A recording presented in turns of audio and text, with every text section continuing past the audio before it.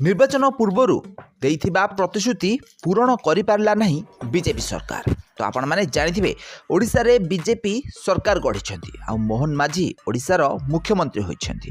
ତ ନିର୍ବାଚନ ପୂର୍ବରୁ ନରେନ୍ଦ୍ର ମୋଦି ବିଜେପିର ମୁଖ୍ୟ ବା ଦେଶର ପ୍ରଧାନମନ୍ତ୍ରୀ ନରେନ୍ଦ୍ର ମୋଦି ବହୁତ ସାରା ଭାଷଣରେ କଥା କହିଥିଲେ, ଯେମିତିକି ବାର୍ଦ୍ଧକ୍ୟ ଭତ୍ତା 3000କୁ ବଢ଼ାଯିବ। ତ ଏହି 3000 ବାର୍ଦ୍ଧକ୍ୟ ଭତ୍ତା କେବଳ 80 ବର୍ଷରୁ ଅଧିକ ଲୋକମାନଙ୍କୁ ମିଳିବ ବୋଲି ପରବର୍ତ୍ତୀ ସମୟରେ ଘୋଷଣା ହୋଇଥିଲା, ଯାହାକି ଓଡ଼ିଶାର ଲୋକମାନଙ୍କ ମଧ୍ୟରେ ଅସନ୍ତୋଷ ଦେଖାଦେଇଥିଲା। ଏହାପରେ ରହିଥିଲା 300 ୟୁନିଟ୍ ପ୍ରତି ଘରକୁ ବିଜୁଳି ଛାଡ଼ କରିବା।